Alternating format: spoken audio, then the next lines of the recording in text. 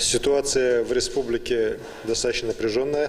За последние сутки у нас 3 подтвержденных случая новой коронавирусной инфекции. Один это по Якутску, о котором мы вчера говорили как о находящемся на подтверждении. Этот случай подтвержден у жительницы Верхоянского района, которая с начала марта здесь находится в Якутске, проживала в Мархе. Случай коронавирусной инфекции подтвержден. Она сейчас находится в больнице. Круг ее контактов тоже определен. Сейчас активно вовлекается в забор анализов. И мы думаем, что до конца дня по основному кругу контактов ее уже окончательные результаты будут по анализам. 2 случая у нас выявлены по Алдану. Это опять же по кругу первых зараженных. Это один из работников рынка и член семьи женщины, приехавшая из Кисловодска через Москву. По Ленску новых случаев нет. Вместе с тем у нас там на подтверждении находятся анализы 5 работников «Газпром» Добыча-Ноябрьск, которые сейчас находятся в инфекционной больнице города Ленска, и анализы их тоже обрабатываются здесь у нас в Якутске.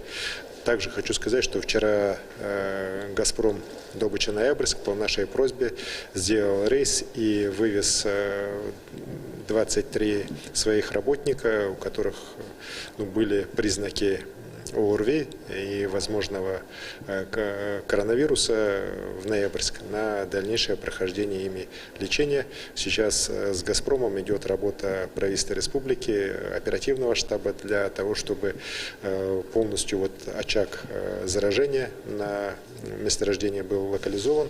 Вахтовый поселок сейчас находится на строгом карантине, в котором проживает порядка 400 человек.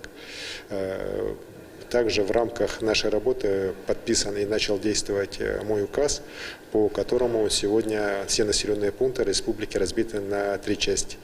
Первая часть – это те наши крупные муниципальные образования: город Якутск, Жатай, Нерюнгринский, Мирлинский, Ленский, Алданский районы, где режим самоизоляции уже был введен.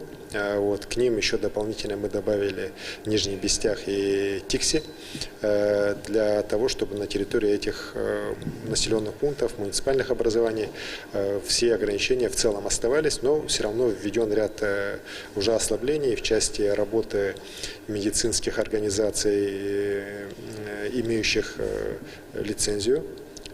Также по работе специализированных магазинов, отдельно стоящих в зданиях.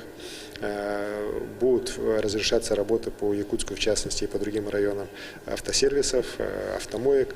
В целом, еще раз говорю, достаточно существенное ослабление есть. Вместе с тем, на всех этих учреждениях, организациях в обязательном порядке все меры предосторожности, предписанные Роспотребнадзором, должны, безусловно, исполняться. Проверка их будет проводиться, исполнение этих требований. В случае нарушения учреждения будут закрываться и не допускаться к дальнейшей работе. Поэтому прошу предпринимателей в этой части подходить очень серьезно именно к обеспечению требований по социальной дистанции, по покупателям, по масочному режиму на организациях. Это в первую очередь в ваших интересах. Вторая группа населенных пунктов – это наши труднодоступные населенные пункты, в которые сегодня уже после закрытия переправ, после закрытия зимников, практически транспортная доступность их сведена к нулю. И там природа уже их изолировала. Соответственно, в этих населенных пунктах, это в основном арктические, труднодоступные наши сельские районы, сельские населенные пункты, в них практически мы восстанавливаем обычную уже деятельность, кроме деятельности, связанную с досуговыми мероприятиями, спортивными мероприятиями, большими собраниями общественности. Все остальное, в принципе, ограничения по этим населенным пунктам, их перечень тоже в указе приведен, их почти 200 населенных пунктов, по всем ним уже подавляющее большинство ограничений уже снято. И третья группа – это оставшиеся населенные пункты, это в основном сельские населенные пункты, в центральной части районов, в Заречной, Вилюйской, по которым тоже достаточно существенные ослабления идут по режиму работы торговых предприятий, предприятий малого, среднего бизнеса. Главное, чтобы, опять же, те ограничения, которые там остаются, они все жестко соблюдались. Это очень важно, еще раз говорю, потому что у нас сегодня случаи коронавирусной инфекции, пусть завозные, но они уже и в сельских районах, в частности, и в Горном Улусе, и в Илюйском Улусе уже зарегистрированы.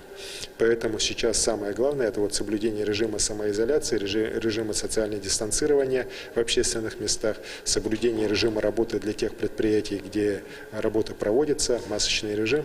Это очень важно. И это очень нужно. Прошу якутян строго придерживаться тех предписаний, которые сегодня выданы и федеральными органами, и республиканскими органами власти.